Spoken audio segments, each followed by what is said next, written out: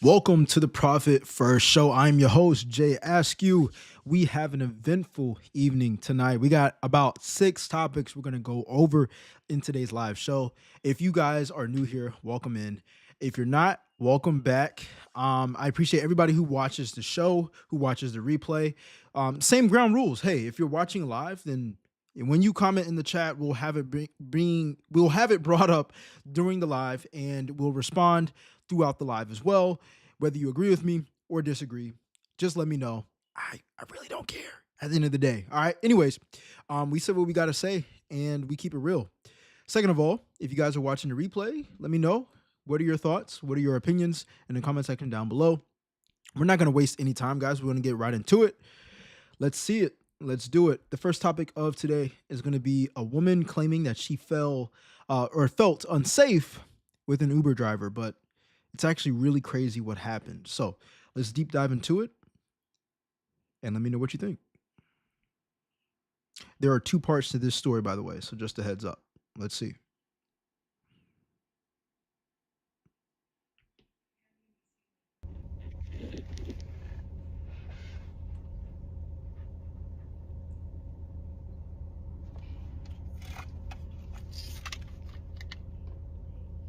He's videoing me now. Yeah, for my safety. If you feel endangered, I would refer you to call the police.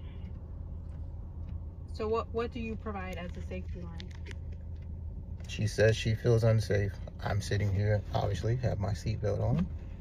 Nothing's going on. She's sitting back there. She refuses to get out of my vehicle. So I'm recording for my safety. Is there any store or is there anything in the area that you're in that you can go in and wait for your next Uber driver? As you can see, there's businesses right in front of us. Right now, I'm trying to figure out what is unsafe about this situation. Did he say something before? Dude seems pretty calm. What do you think in the comment section down below? Because usually when somebody's like in a panic mode or, not comfortable, especially when you're in the back of a stranger's car, you're not really looking out the window on the phone. I would expect the person to at least be like, you hear some inflection in their voice. But what do you guys think? What's happening so far? You see the businesses. She says she don't feel safe, but she refuses to get out. She can go right to the business over there. There's chairs. She can sit there with her things and wait for her next Uber. He's gonna drive off with my packages. I mean, this is like. So she has packages in the back that she's apparently scared of him stealing. Never had this before. I'm pretty surprised that you're not able to provide more assistance other than call the police. I have an expensive package in the trunk. What does she want them to do exactly? I mean, you're calling Uber, you're not calling law enforcement. You want your packages removed. You don't want to be in the car, but you're staying in the car. What is going on right now? Get out. What if he drives off with it? Now she's saying I might drive off with her things when I can clearly just take them out and place them over the side. Get out of his car and he's on the phone with the authorities. You could get your package and wait for your next Uber. But how do I get the package? This guy is probably trying to run it up, making some side cash. Honestly, this is one of the reasons why I stopped doing Uber, because even though I'm a man, I don't really get tested by too many people. But I feel like when it's your day, it's your day. Like you're going to get somebody that's just going to cause trouble. And I'm a very analytical person. All right. I understand numbers, right? 10101010. 1111000. So I'm thinking in my head, what is the probability of me working today doing Uber and me getting somebody who is going to start a confrontation? I don't want no problems. All right. I'm doing it to make some side cash. They're doing it because they need to go from point A to point B. But one of the things that I do not miss is driving around strangers in the back of a car. And I would do it at night as well. I know it's dangerous, but hey, you know what I'm saying? I got the Most High with me. You know what I'm saying? I'm not a dangerous person. I don't live that type of life. You know what I'm saying? But Yeah, you gotta be faithful in this type of job because, bro, I know he just wants to go home at this point. It's like, man, she really sitting here in a parking lot on the phone talking about I'm gonna drive off with her package. This is it's not looking good for her. I have to.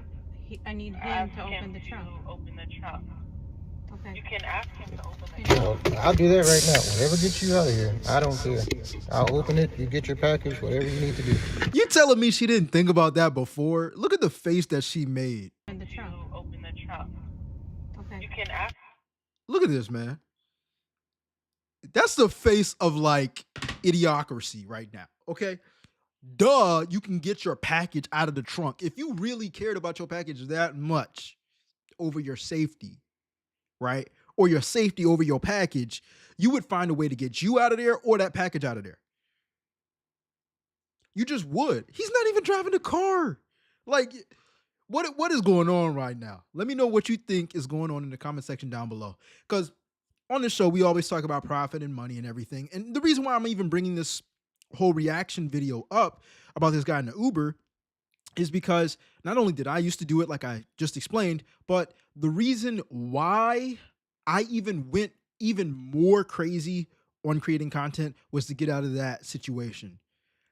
Now I'm making money with YouTube. There's multiple ways to make money. I just did not want to go that route anymore. I'd rather be in my office, in front of my camera, in front of my microphone, in front of you all, and be able to make money. I knew it was possible, and I knew it was going to get me out of situations from being like this. But I'm really thinking right now that she's causing the problems, and I hope my man gets out of this situation safely, and without any type of legal problems at all. Because I'm pretty sure he started recording because she started tripping. That's what it's seeming like right now. Well, I'll do that right now. Whatever gets you out of here, I don't care. I'll Man open is it. fed You up. get your package. Whatever you need to do.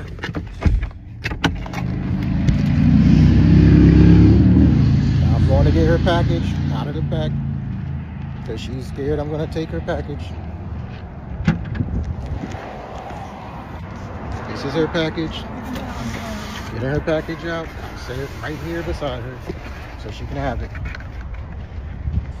It's one thing to be putting your package that you think somebody might run off with in the back of somebody else's car. If it was that important to you, you'd think maybe get a rental car. Like, what is it? I'm not removing the value away from people's packages. I'm just saying, what is in the box that's so important for you to not even remove yourself when you feel unsafe? Make it make sense. What is worth losing your life over when it comes down to something in the box that you got from Amazon?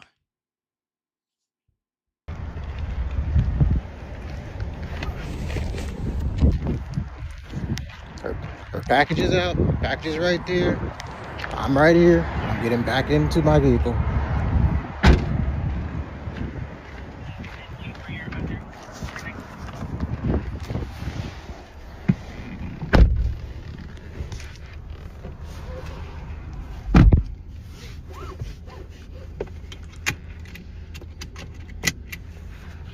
At this point, if she's not getting out the car, it's because she wants to stay there.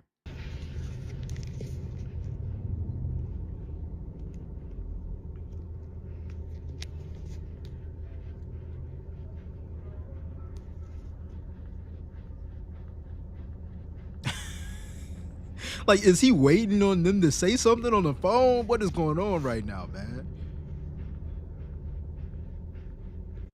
There's a part two. Let's see it.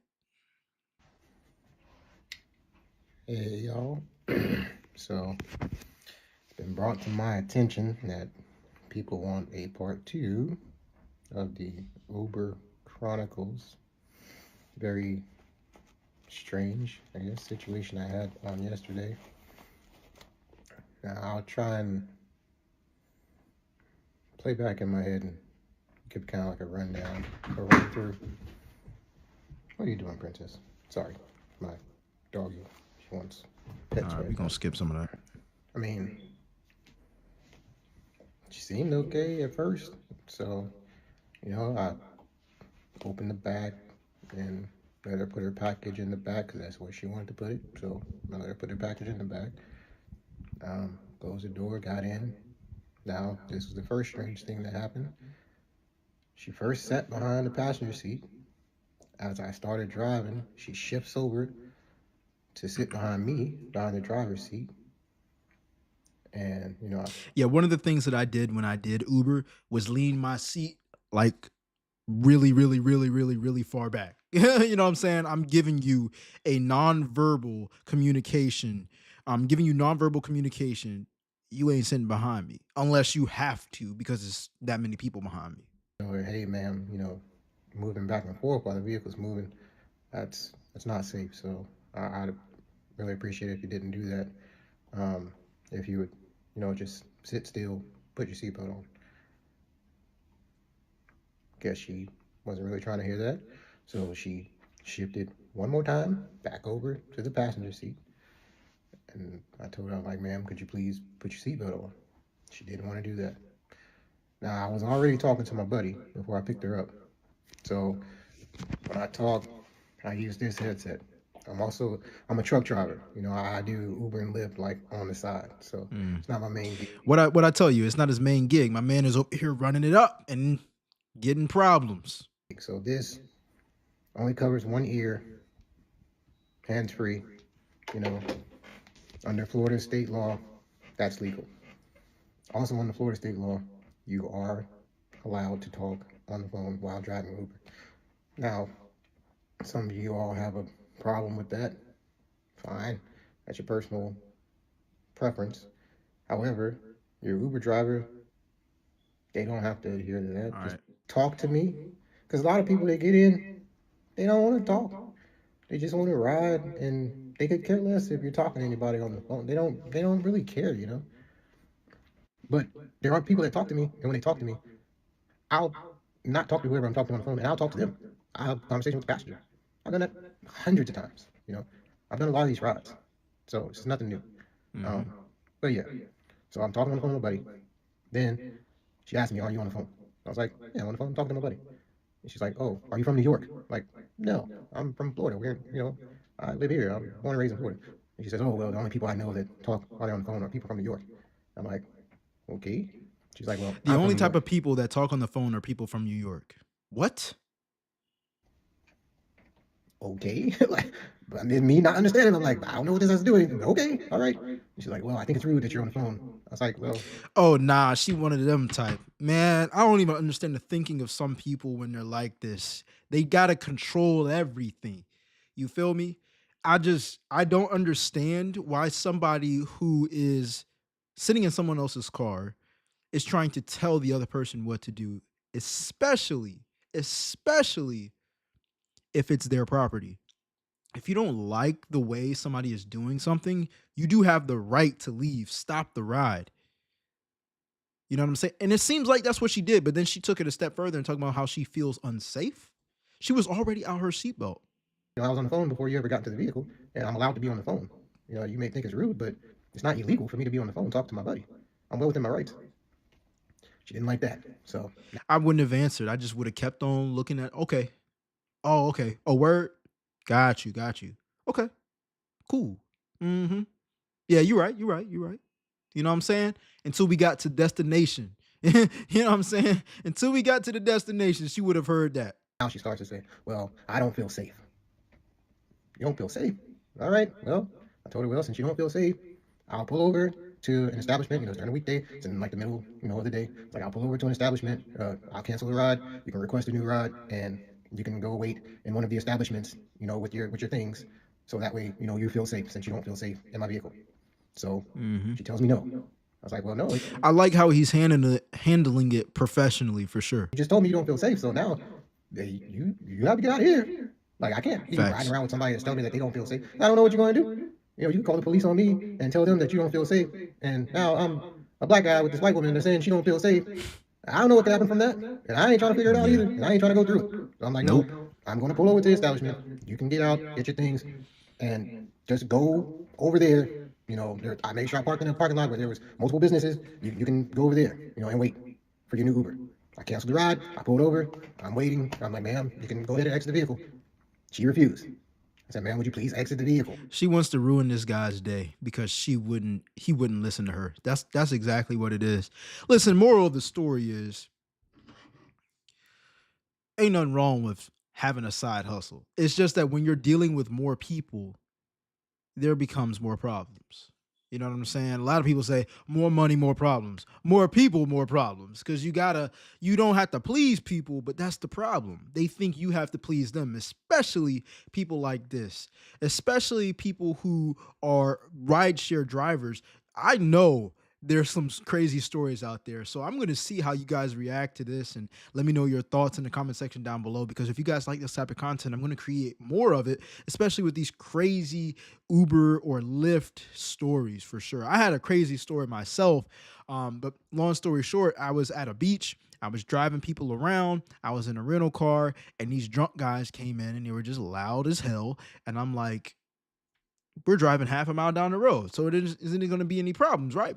So on my way of picking them up, they're inviting me to drink with them and stuff. And I get it. You're just being social, and they're cool. They seem cool, but then they started talking crazy about people outside of the car, and I'm like, bro, I ain't trying to be in nobody's mix. Mind you, these guys are like in their mid 40s. I'm like, I'm 20. I'm 27 years old, bro. I'm not for the drama. You know what I'm saying? I'm not for any type of commotion, any of that. Now I stand up for myself, but I'm like, this just seems like trouble.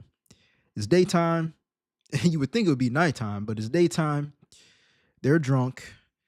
One of the guys already talked crazy to me when he got in the car, like, where you been? I'm like, hold on, Frank. You know, let's respect each other now. All right. I got a job to do and you got a destination to go to. So let's cooperate and talk to each other respectfully. That cool? You know what I'm saying?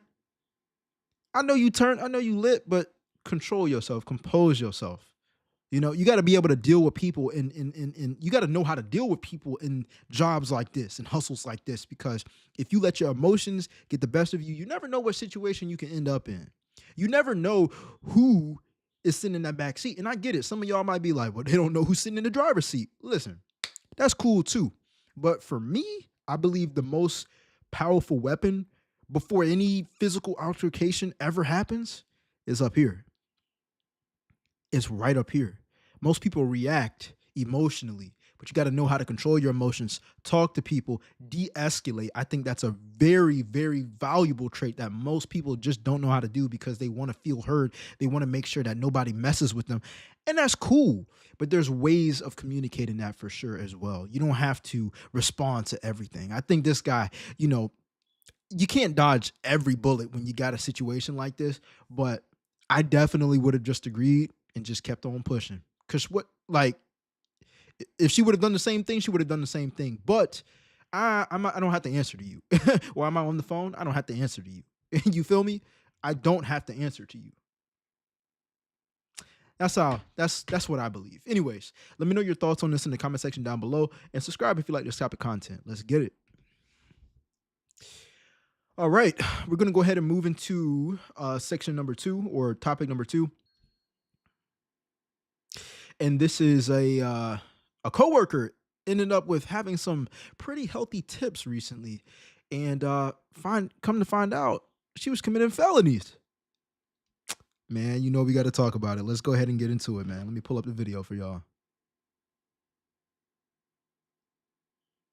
I call it tip scamming, by the way. I created a name for it. All right, let's go. If you ever go eat out at restaurants or bars, make sure you put in the total on the receipt after you fill in the tip portion and then sign it. I don't know about y'all. I just want to pause right now. I always do that. Okay, when I write my tips, I literally do the math and then I draw the line at the end. So there is no other squiggles or anything like that people can enter in extra numbers or anything like that. And I take a picture of it as well once I'm done before I even hand it back. What do you all do when you hand in your receipts to tip? And I'll tell you why. I used to work at Wing House a long time ago, and there was this girl that I worked with. Very, very, very pretty girl, but she was a horrible fucking server, and she was always leaving with bank. And I'm telling you, I left every day with maybe 100, 150, really good days, like 200. But this bitch was leaving with like 350, almost $400 on good days. And I'm like, what are you doing? Literally, what are you doing? And she's like, I'll tell you. So then one day I'm working with her and it was like fight night. So a lot of people come in there and we're just like, you run tables back and forth and you're like clocking people out left and right. Um, and she like calls me over. She's like, Mia, come here. And so I looked and she had this guy's receipt. She got tipped $3. The total was left blank. Yo, I got a feeling she's about to say she added some zeros to that $3. And so where it said $3, there was like a little space. And so she took her fucking pen and put in a zero after the number three.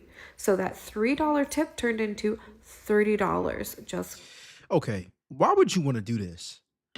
Like, obviously, it's for your own selfish gain, but why would you want to do this? This is how you want to make extra money?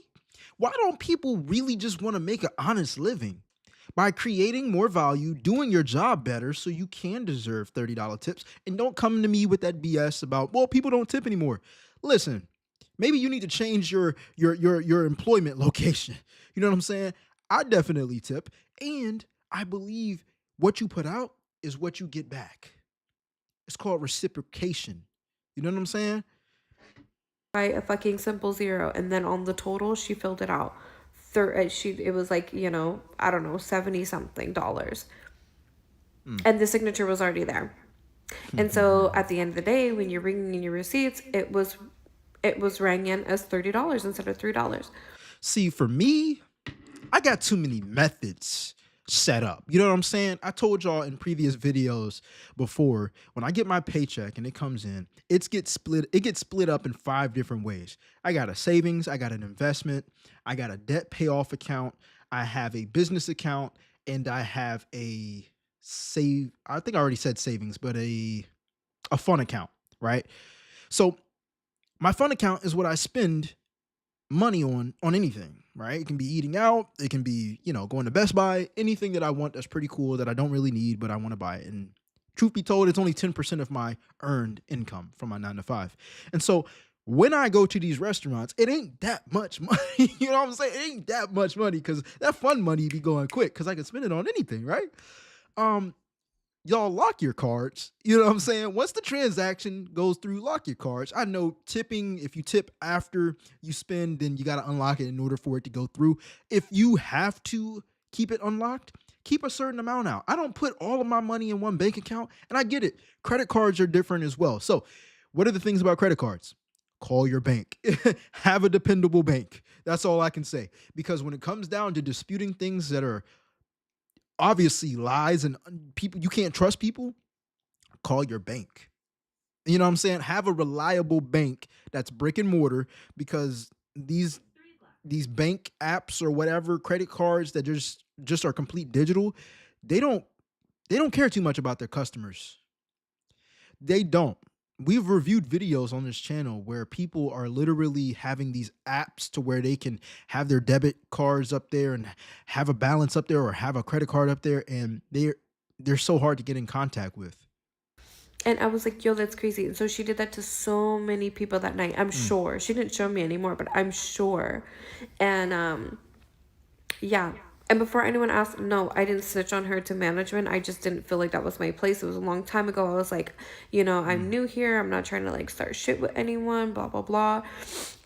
Because that's a criminal offense. Oh yeah, 100%, 100%. And for the people who didn't even notice that that much money got taken out their account, just imagine how much money was actually stolen by this one employee. By this one employee. Like when people feel comfortable enough to start sharing how they're doing illegal things, that's how you know they did it a lot. You know what I'm saying? Oh, let me show you how I'm doing it. You know what I'm saying? They have no remorse. The fact that we have people in this country, United States of America, where you can make money by using your own time, your own skill, and then grow that skill. There's so much potential out here, but people want to stoop down to doing something illegal, committing felonies, and getting a an unfair way of making money. This is what we're doing. When you can literally pick up the phone that you own and make money by creating content or by learning a new skill. Why would you want to do that? Has this ever happened to you or someone that you know? Let me know in the comment section down below. Like, that's an irascible event to hey, girl. Like, you're cute. You look good in your mugshot, but was it worth it? Was it worth it? No, probably motherfucking not. But what I did do is every single time I had like a customer, I'd be like, hey, make sure you put in the total, just letting everyone know, put in the total. We've been having some issues. So it was my little like sneak attack, but what's even better is if they have these like POS systems to where you can literally just type in the digital amount that you want to tip. This, and I already draw the line and everything where I write down how much I want to tip, but taking a picture and then making sure and verifying in your bank account that this is the amount that's taken out. I believe wholeheartedly, whatever receipt that you have, even if it's not a receipt where you're writing a tip down on, take a picture of the receipt. There is too much technology in today's age for us to be like, oh, where's that receipt at that I had? Or how much was this? Or I need to return this. Where's the receipt? Oh, the ink rubbed off? I'm not going through that no more, man. On your phone, especially if you have an iPhone. I don't know about Android, team iPhone over here, all right? On your phone, you're able to search, you know what I'm saying? You're able to search key phrases and it'll pop up right now. I'm typing in receipts in my photo app, right? And here go all my receipts right here. Here go all my receipts right here. I'm thinking, you know how many photos or receipts I got? I don't care. I'm taking photos or receipts, man. So take photos of your receipts, draw the line, don't get scammed. This is very trifling. Let me know your thoughts on this in the comment section down below and subscribe if you like the content. Let's go. All right, my people, we're going to go ahead and move into the third topic, which is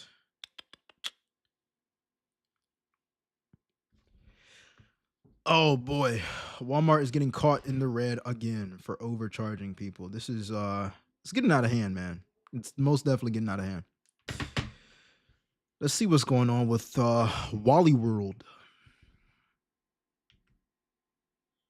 I'm going into my local Walmart that hates me. It is the only Walmart out of the 3 in my city that fights me every time I find an item that is priced wrong. I was here 2 days ago. I took the employee around to change all the prices. He didn't take them off, so I'm going to see if he did it after, or if I'm going to get the same stuff. And if I do, not my problem. So this one I took him to, we spent 5 minutes here. It's still like this. Here we go. So this was 30 minutes in, 30 minutes out. Well, no, 30 minutes to find the stuff. And so then is she like purposely finding stuff that's incorrectly priced and they're still trying to get away with it? You know they're getting away with it. Most people are just going to glance at the price and be like, all right, bet. Let me go ahead and buy it. And they're not even going to notice. So that was, it took me 30 minutes to find everything, and then it took me another 20 minutes to check out, just because I took the people around. It was like, only one person made a comment. One guy was like, so do you just come in here and target this? And the main manager was like, no, don't say that, because he's dealt with me many times before, and he knows. Okay, so I'm going into the second.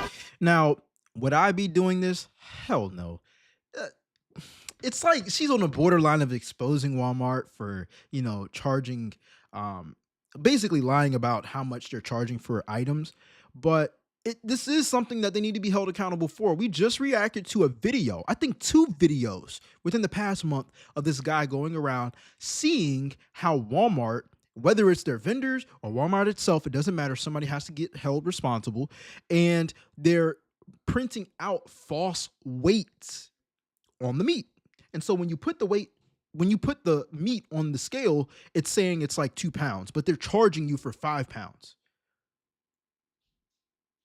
That's scamming. Like there is no reason why that should be happening, and it's happening to multiple people, and it's getting exposed, man. So I'm glad this is happening. Now, deliberately going in there and being like, yeah, I'm just gonna find stuff that just look. She obviously got the time to do it. It wouldn't be me though. I can't see myself doing that. Walmart. This is my local one, really close to my house. I'm in here a lot, so they're pretty on it. Tomorrow's the day that they change all the sales, so like I'll obviously come tomorrow, but I'm gonna look for a few things just to see today. So I was here yesterday.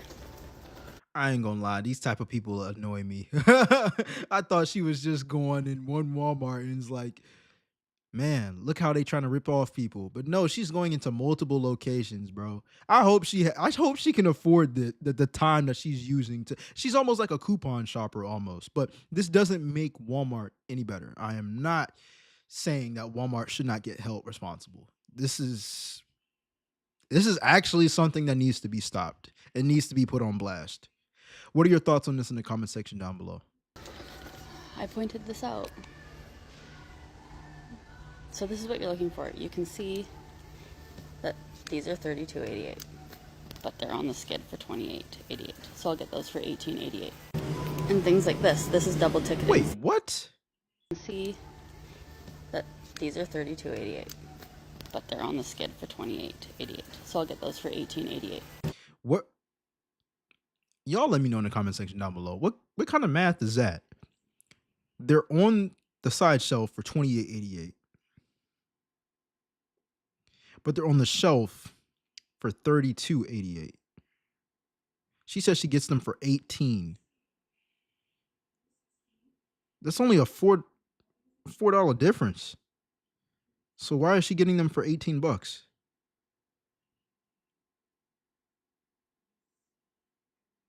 These are $32.88, but they're on the skid for $28.88. So I'll get those for $18.88. And things like this. This is double ticketing. See how it says $8.68, but then they put it like this? That's double ticketing. It's illegal. There's another thing you're Oh, okay. So it's called double ticketing, and there's a law about this. Didn't know that. looking for. Exact same items, $1.78, $1.57. So you get one of each of those, different UPC. This was the second haul. Diapers, drink, these, cup, next. So I'm finishing the video that I started. Okay, so double ticketing, and I can get how this can be definitely something that Walmart can take advantage of and steal extra money from people, and then people can honestly think that they're getting something for a good deal, right? Great, what is great value for a great value, and they end up basically paying more than what they were supposed to. I don't know who puts the price labels on these items, but why isn't that a mandatory procedure when restocking or when putting new prices out? It probably is. It's just somebody slacking, and I don't know. They're probably going to pay for it in the long run. Started yesterday, just because this morning I saw in the flyer Walmart messed up with putting the peanut butter on for $2 something, but it wasn't actually that price. So I went and grabbed peanut butter this morning. But this is everything I got. Yeah, she's like a headhunter for this stuff, man. It's now there's a difference between you going to Walmart and then being like, what the hell? Why is it this price and it's saying it's this price? You know what I'm saying? Or why is it 2 pounds and they're charging me for 5 pounds? But she's deliberately going to the location. These are the type of people that don't even want to fix the problem. They want to teach you how to take advantage of the problem. And they think they're getting the better end of the stick. And truth is, they get it for this much time. But the problem is, this is how they feel like they get ahead in life, by taking loopholes. And don't get me wrong, there are loopholes that you can take that help you in a legal way, like taxes. A lot of people hate wealthy people because they have tax loopholes. But you have the same type of access to them, and to also get write-offs for certain things if you start a business. Not every tax loophole, but I'm just saying it was built for a reason, right? So people like this, they don't want to fix no loophole. They're not looking to fix anything at all. They're looking to take advantage of a company and exploit it.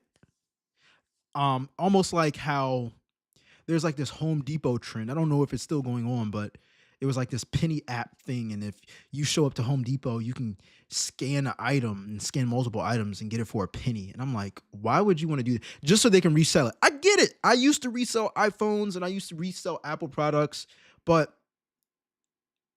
like people are exploiting the company. They're exploiting the business. I don't understand. You wouldn't want anybody else to do that to your company. Even and companies have multiple fires they got to put out.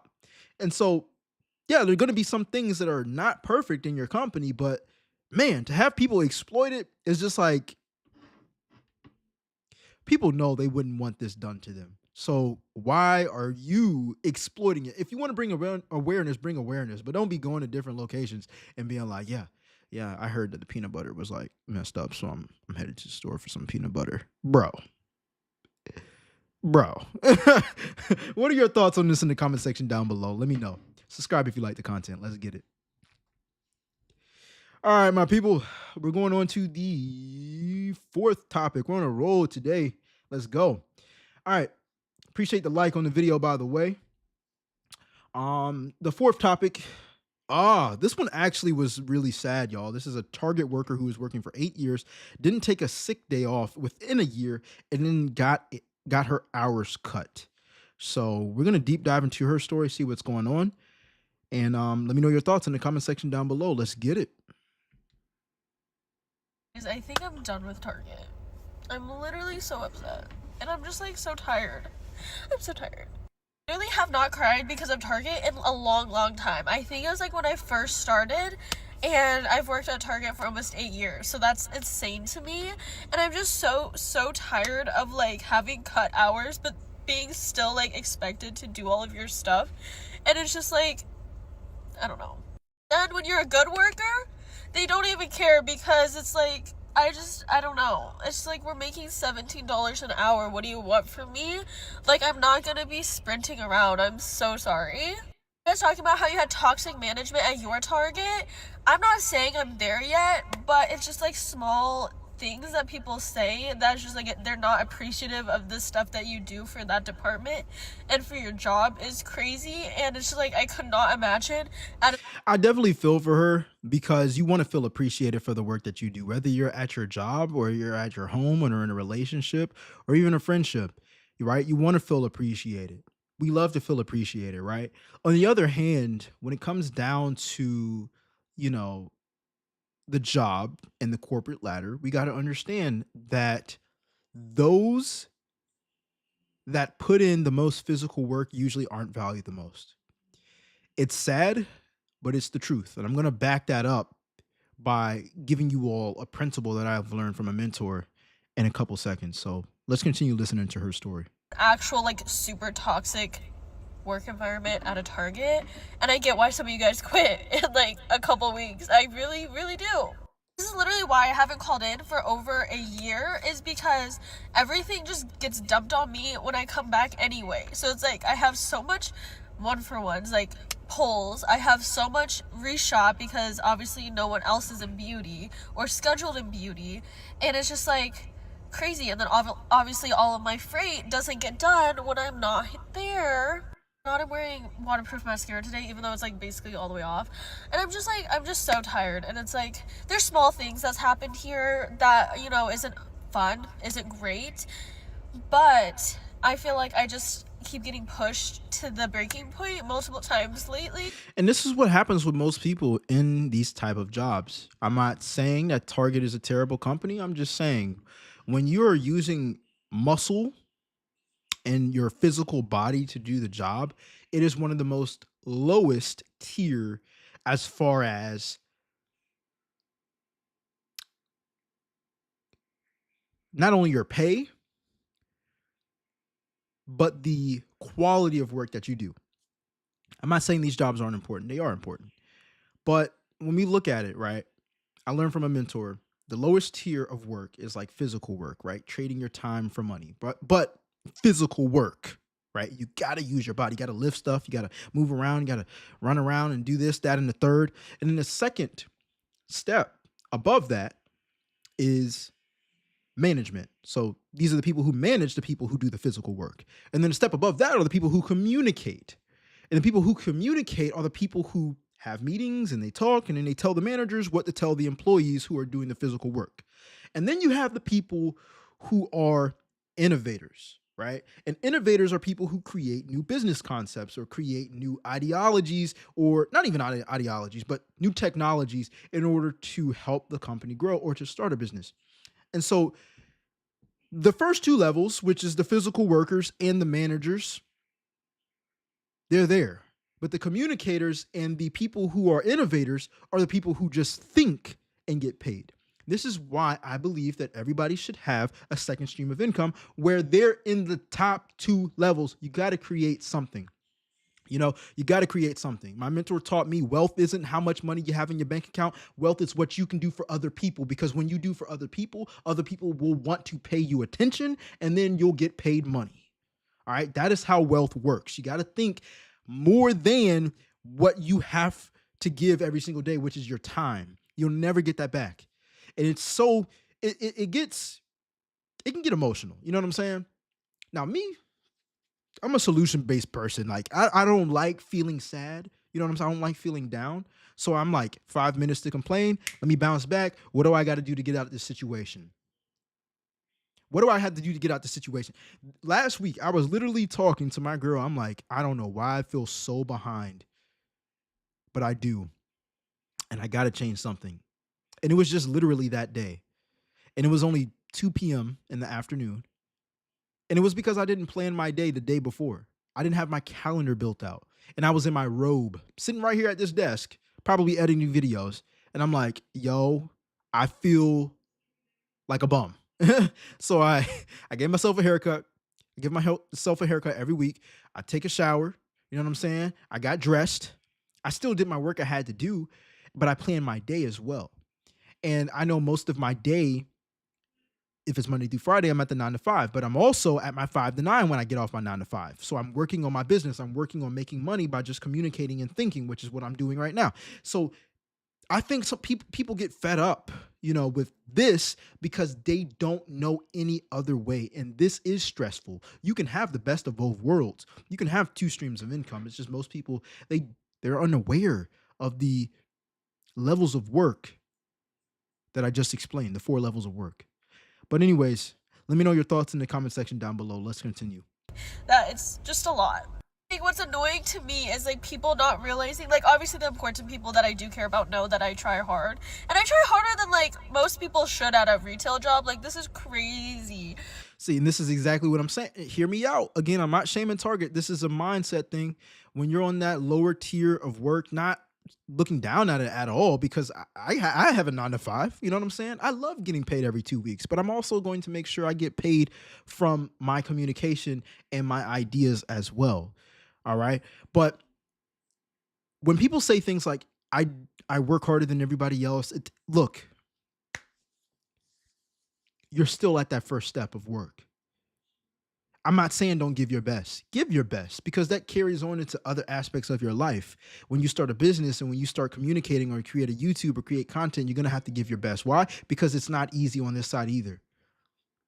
But what I will tell you is, feeling like you are doing your best and thinking that you are the best are two different things. There's always room for improvement. If you feel like you're at the top, it's only because of the rooms that you're sitting in or your own self-pity. And that's the truth that a lot of people don't want to hear, but that is the truth. That's going to move you forward. But it's just like, maybe I go take an extra water break, oh my god, but at least I'm trying hard the other times. And it's just like, what sucks is the people, like your leaders and stuff, that aren't appreciative of stuff like that. But it's like, if I was ever a leader, this is specifically why I would also never be a leader, is because I know like hard workers deserve more, but I knew I couldn't do more. But it's like, if I was ever a leader, I would appreciate the people that I know are always going above and beyond, and stop holding on to them, wanting them to do more, and picking up. Your leaders probably have leaders above them that are pressuring them as well. And I'm not saying that she wouldn't be, appreciative of the people who work under her if she were to become management. But it's very easy for people to say, if I was in this position, I would do this. I mean, how many times have we heard people say, oh, if I had that much money, I'd do this, and then they don't ever do it or do the things to get into that position. It's not about what the person is. It's about what the person had to become in order for them to get that position. And that's not in every situation at a job. Some people just get positions because they just know people and know how to pull strings. But the truth is, it's not about who the person is or what the person is. It's about who they had to be, what they had to become in order to be who you think you want to be. Two different mindsets. Two different mindsets. I'm not calling her managers wrong for, cutting her hours. I'm not calling them right. I don't know that business that well, but what I will say is the character that she has, I definitely feel for her knowing that she believes she's doing her best, but sometimes your best isn't going to pay you the best, and especially if you're just having one stream of income. But let me know what you think in the comment section down below. Subscribe if you like the content, by the way. Other people slack, and it's just like, I think that's the toxic part of any management, of anywhere you work, is the people who are overachievers and you giving them more is the worst thing you could ever do, because they're the ones who actually give a shit as well. So it's like, once they stop giving a shit, this whole place is gonna, like, not crumble down per se, because we all work for a company. They will replace us, but it's like the amount of efficiency you lose when you push the overachievers and the people who actually give a shit, like. So I'm gonna stop her right there because it is a point where you got to realize, right? Here's the truth. How replaceable are you? Just let that sink in. How replaceable are you at your job? If I was talking to her right now, I'd be like, how replaceable do you believe you are at your job? Like, what do you do? I know you believe that you work hard, and you probably do. There's nothing wrong with that. But how valuable are you to your job? What do you do? Do you put stuff on the shelf, or do you help the company become more profitable in Q1 of the year? So that's the truth. Like, these companies aren't going to value people at the bottom, because that's where most people are at. And this is why I make videos like this, because I believe that there's more opportunity at the top. Because if you do your best and then you know how to work the system, right? You have way more opportunity than everybody else. It's not to say that she don't work hard. I think her work ethic needs to be put in higher places, possibly. And it's even outside of Target. Like, work the Target, but also do something that you can put your work ethic and your heart into, so you don't feel as bad when you don't get acknowledged by the company. It's like, nah, you still gonna do your thing because you have multiple opportunities, multiple streams of income. That's what I'm about. That's why it's called the Profit First Show. But let me know what you think in the comment section down below, and subscribe if you like the content. Let's get it. All right. We got two more topics for today. 1, 2, 3, 4, 5, 6. I thought I had 8 topics, but we have 6 topics. Anyways, this next topic is I guess a lady at an airport had her baggage weighed incorrectly, and there was something that was told to her that she didn't like, that she got frustrated about. So let's go ahead and see what she's talking about. Subscribe if you like the content. Let's go.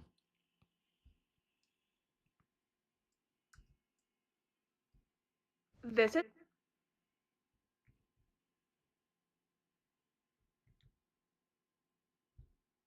That's not the right one. Hold on one sec. Here we go. this is for Frontier Airlines, okay? You have some scammers in the Raleigh-Durham Airport in North Carolina, okay? My mother, my sweet, sweet mother, is flying out to see me, and she checked her bag 3 times. Her bag weighed 38 pounds. She gets to your kiosk, and apparently it's 6 pounds overweight. And he says, you're gonna owe $100 in addition to the 65 you are. $100 for 6 pounds. Now, y'all let me know in the comment section down below. What airline does, Frontier. I didn't put it in the title. I'll put it in the title of this clip, but Frontier, right? They charge $100 for being 6 pounds over. I guess because it's considered a second bag if it is over. I just want to do some research real quick. Frontier line baggage prices.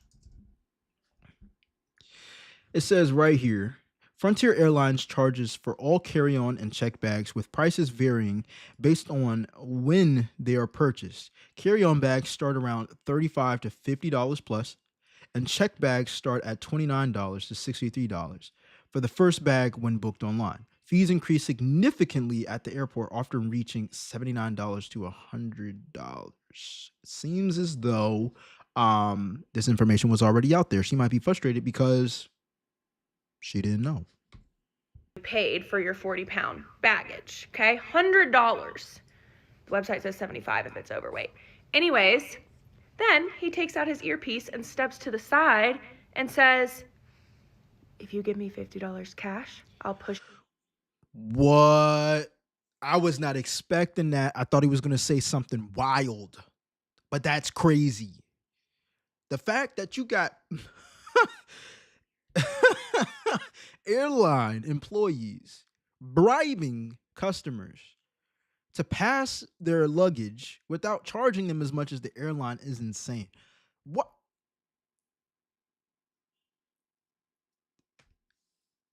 Have y'all ever had this happen? You know how pissed I would be? Let me, you know what? Let me go ahead and get some of the stuff out. You know, I'm gonna go ahead and put on a coat. Let me go. Nah, you good, man. Let me go ahead and put on this coat. You know, I'll go ahead and put on, you know what I'm saying? It can be summer. Let me go ahead and put on this coat. It through. What? What?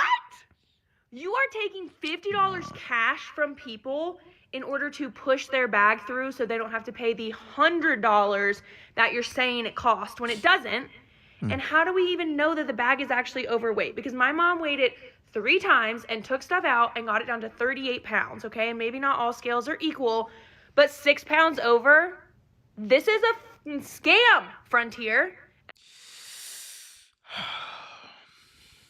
Now, their rules are their rules. I mean, if they're already out there on the internet, which we just searched, then it is what it is. There's no going back. But what I will say is him charging $50 just to get their bags passed, that's where the wrong is right there. I'm gonna go ahead and bring up the article because I want to make sure that we get all reputable sources when it comes down to this, because I am doing some research on this topic. Let me see here. All right, so I'm gonna bring up the article and I'll bring up my screen again. Let me see if I got the app. But yeah, we're about to go on a flight actually. So in about a week, and I'm like, I'm not looking forward to no extra baggage or anything like that. I got 2 bags: my laptop bag to record my content in, and then my luggage. But I heard Southwest is also getting rid of their free carry-on bag or free carry-on. I heard that a couple months ago. I'm not sure if they got rid of it or not, but we are flying American on this next flight. So let me go ahead and pull this up. I guess it doesn't want to show it. Okay. Frontier, where you at?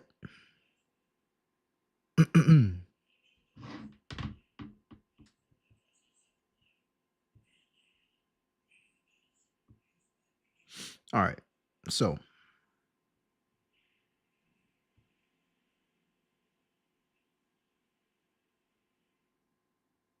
all right, so I'm gonna go ahead and share some of the things that happened by this article where I got this video from real quick. Let me pull it up. Y'all take a look.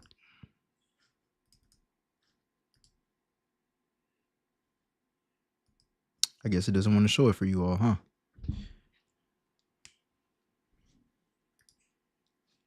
Okay, here we go. There we go. Okay, so according to Mary Sue, all right, Darby's comment section was turned into a support group for survivors of budget airline horror stories. Many travelers also shared how they avoid the Frontier trap. Delta is 50 pounds for $35. Their scales matched ours on the money, one user shared, highlighting the stark difference in reliability between airlines. Go to Amazon. Somebody said, go to Amazon and get a baggage weight checker. I carry one with me whenever I travel, just in case something like this ever happens to me. I've never had a problem. Also, you need to report this. Another suggested, proving that we now have to bring our own evidence to the airport. Frontier is legit the only airline I've ever had a problem with, a third added. Observers also noted that Frontier's sizing boxes for carry on luggage often feel smaller than industry standards. This further fueled the idea that the airline is designed to trick passengers into paying more. This didn't come from me, y'all. This is an article where I got the actual content from. Budget travel shouldn't require a bribe. Budget doesn't and shouldn't mean lawless. When a mother can't visit her family without being shaken down for cash at the airport, the system is fundamentally broken. I agree. Frontier Airlines should immediately fire the cash only agent, as even Darby called for it at the end of the video. I want my mom's money back and I want that man fired. And I want the rest of y'all to know, don't let this ish happen to you. If Frontier keeps letting their employees run a black market at the kiosks, bro, Frontier knows about this. They'll soon have fly empty planes. And for future travelers, carry a baggage scale, know the official fees, and never ever hand over cash to someone to get your bag checked in. That is insane. I'm actually surprised that there is even a thing called a baggage scale. I'm gonna look that up on Amazon real quick because that's definitely something y'all know we all about making sure our numbers are right, making sure we checking, crossing our dots and T's or whatever. Baggage scale. Let's see. Ah, so I guess it pulls on it. So this is what a baggage scale looks like. I'm gonna make sure I show y'all, but I don't want to show my address because you know how Amazon is. So, anyways, here we go. It's what a baggage scale looks like.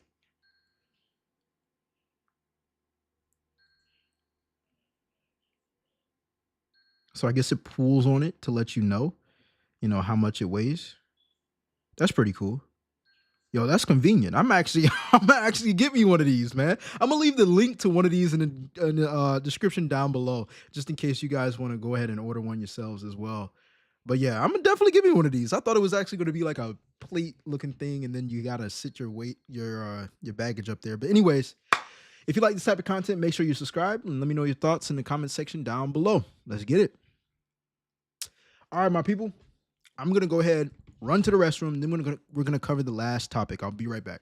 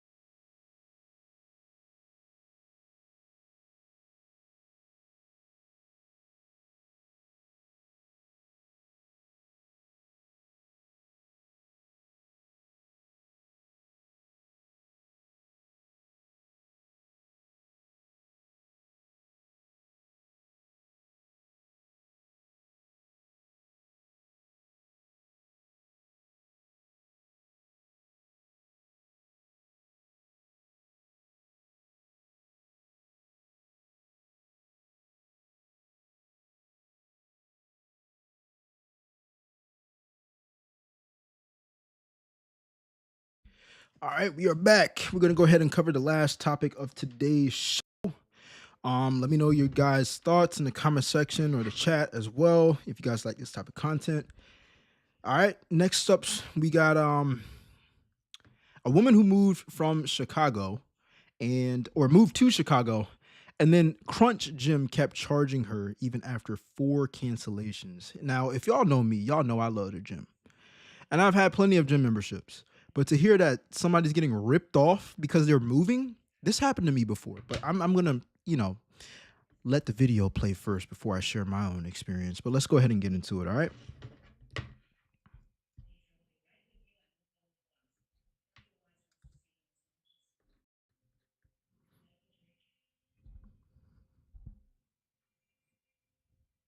put a finger down if you got a membership for the gym, Crunch Fitness in Madison, Wisconsin, and you were loving it at first. You got the peak results membership, which is supposed to be, or at least you were told, a no commitment membership. You're able to go to multiple different gyms. You get use of like their fitness classes, etc., etc. A lot of benefits. Sound super good. You're also supposed to get a free t-shirt, which them bitches never gave me.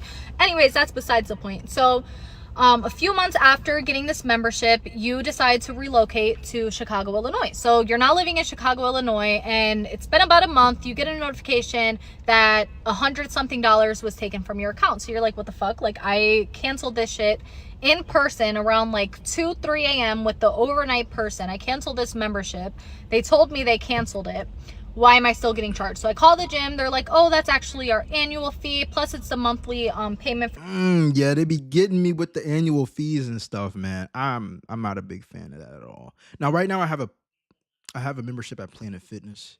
I don't know if they charge an annual fee or not. It's probably so small I didn't even notice it, but it's $25 a month for me. Your membership, it doesn't look like you canceled it like you thought you did. So I'm like, yeah, no, I need that membership canceled. I canceled this in person with the overnight person. I forgot his name. I could give a description if Corporate Crunch wants to reach out to me, which I'm really hoping you guys do from this video.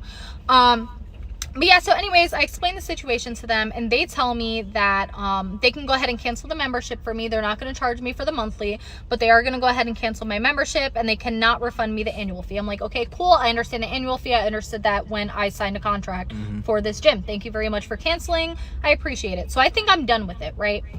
About 2 or 3 months later, I noticed, like, I'm going through my bank statements, and I noticed that money was taken out of my account all 3 of those months from Crunch Fitness. So I call them again, and I'm like, hey, why are you guys still All right. It took her 3 months. Okay. So I already know right now they're going to have a problem with giving her money back, especially after 3 months. Like,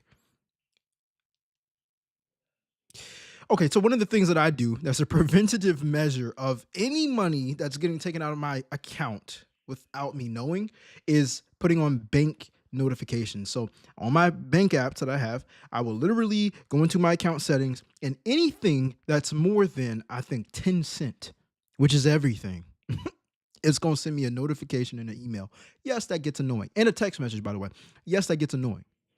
But I don't care, because I ain't trying to end up in situations like this. And I have ended up in situations like this before. charging me? I canceled this. I tried to cancel this 2 separate times. Both times they told me they were going to cancel it. I need this membership canceled. I live in Chicago. I cannot be, like, I can't use the gym. You don't have a Crunch here in Chicago, so I can't, like, I need this canceled. So the guy, he's acting clueless. I guess he was training or something like that. I have no idea, or at least that's what he told me. So I asked him, can I speak to a manager? He says the manager's not in right now. I'm like, okay, can you have a manager call me back? And can you also please make a note on my profile? He said, I don't know how to make a note on the profile. You can't do that with our system. I was like, I actually used to use the same system at Planet Fitness when I worked there 2 times, and you actually could make notes. So he asked me to walk him through how to make notes. So I take my time to tell him how to put notes on my freaking membership, and he says, okay, I made a note for you. I'll also let our manager know to give you a call. Unfortunately, I cannot cancel it at this moment. I was like, okay, thank you. I will be waiting for your manager to call me.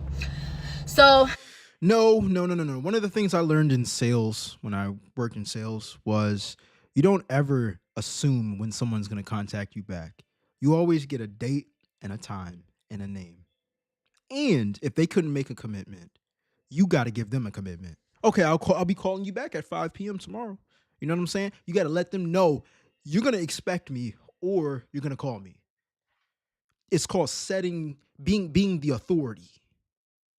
the manager never calls me. I'm thinking that the membership's canceled because I end up calling again. And then I'm speaking to a woman. She kind of sounded like a more masculine woman. So, like, I don't want to assume gender because, you know. But anyways, she sounded more of a masculine type woman. So I'm like, okay, thank you, ma'am. And yeah, so she says that she cancels my membership. So I'm under the assumption that it's canceled. So fast. But did she ask for an email confirmation? No. You know what I'm saying? Maybe I've been through this ringer too many times, but I'll be like, all right, cool, it's canceled. go ahead and send me an email, please, if you don't mind, so I can document it. You know what I'm saying? So we can avoid any other future problems and circumstances where this may happen again, because this isn't my first time contacting you all. Documentation speaks way louder in corporate, or when you have a membership at a gym. When you have writing, it speaks louder than words, because the words are just going to vanish. They're just going to evaporate into the air. Forward to now, about maybe 2 weeks ago, I was going through my bank statements. Once again, I go through them like every other month, maybe, just to make sure everything's right, because I wasn't noticing like a huge difference in my spending at all. So anyways, I'm going through my bank statements, and I noticed crunch charges still monthly. So I'm like, what in the actual fuck? Why are they still charging me? So I call them and I get on the phone with Chloe. Chloe tells me that she is the AGM there. So she's the assistant manager. And she's like, she sounds super genuine on the phone, sounds super reassuring. She's like, oh my God, I'm so sorry, blah, blah, blah. We'll get this canceled for you. As for a refund, I don't think my manager's going to do that, because he's kind of an asshole right now, because people keep canceling and they want refunds, and we're just, I don't know. She said something along those lines, but for a fact, she used the words that Josh, the GM for Crunch Fitness, is going to be an asshole. So I'm like, okay, kind of crazy for her to say, but I mean, thank you for being honest. So I'm like, okay, thank you so much for canceling that, Chloe. I really appreciate your help.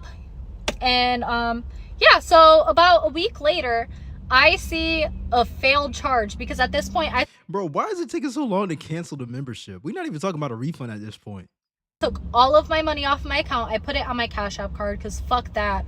I took all my money and put it onto a different card, and basically I call them and I'm like, hey, like, Chloe and all these different people told me they were going to cancel. None of you guys canceled. It shows that you guys are trying to take money out of my account.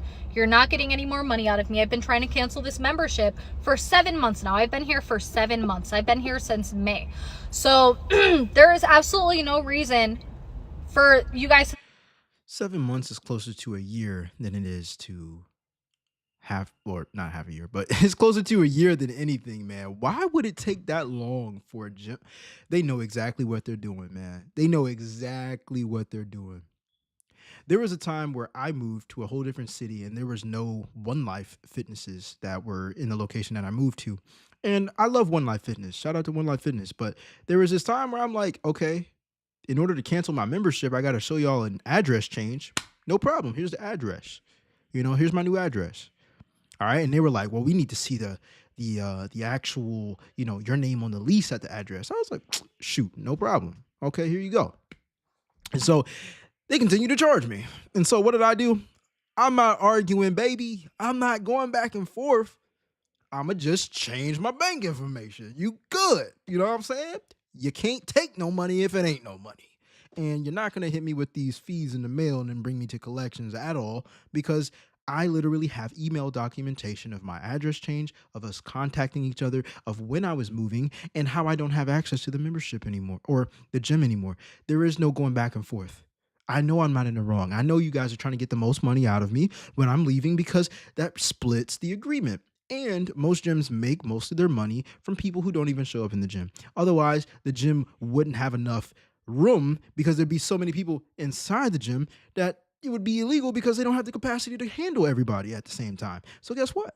They get most of the money from the people who don't show up. And they know if they keep you on that automation and you just, oh man, I forgot about it. Yeah, sorry, sir. You got to tell us within 10 business days so you can cancel within that date so you don't get charged again. Otherwise, you're going to get charged again, because we can't stop our systems. Okay, since you can't stop your system, let me stop mine from being accessible to yours. That fair? You know what I'm saying? I'm not playing around, man. Some gyms are trifling. Still be charging me when I've been trying to cancel for 7 months. I understood the annual fee. I called multiple different times throughout the month, so it's nothing like, oh, like you were close to the time when they're gonna bill you. No, I called multiple times, every single time that I've called. So like, I don't want to hear any of that shit. So I asked to speak to a manager, because now at this point I'm pissed. I was like, I need to speak to a manager ASAP. And the Karen in me was starting to come out, because 7 months my patience is wearing very thin. She's not a Karen for this. Surprised that I kept my composure for this long. So long story short, They refuse to let me speak to the manager. The manager refuses to speak to me. He refuses to call me back. He refuses like any type of assistance, even though I'm making it very clear I'm extremely unhappy with this. I feel like this is super unprofessional. I feel like you guys are stealing. It's like it's coming off as a scam right now. Like, cancel my shit, dude. So at this point, I'm like, I need to speak to corporate. Then I need a corporate number. I need a corporate email, like something from Venture Fitness, because Venture Fitness is a company that owns them. Something. So they're like, oh, we don't physically have a number with us, but if you want to go to our website, we have a customer service number listed on our website. So Venture Fitness is the one that owns Crunch. When I call this number, I hear Silver Fit. That's a whole different company. So it already weird to me. I ignore it. I'm like, whatever. Let me just wait till I get to a real person. I get to the real person. The person is telling me that she's so sorry, she can't help me. They get so many calls about Madison, Wisconsin, and that their number is not even for their company, that they've been telling them for a very long time. She didn't give me an exact time frame, but she told me that they've been asking them for a very long time to remove their number from their website because it's inaccurate information and it's just a...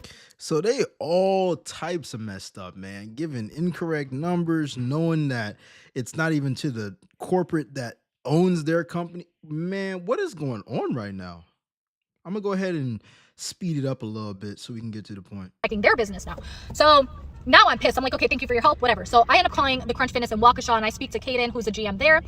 He was super helpful. He managed to get on the phone with Josh, which is a GM for Madison Gym. So Caden tells me, okay, I just got off the phone with Josh. Josh said he's going to cancel your membership for you and that you should be receiving an email with the cancellation confirmation there. So I was like, okay, thank you so much for your help. Still no fucking email. They tried charging me now like $51. I get an email. I could add all of the screenshots. I ended up also recording these phone calls because I'm starting to get like pissed off. I need proof that I've been trying to cancel. So I have all of these phone calls recorded as well if you guys want to hear those too.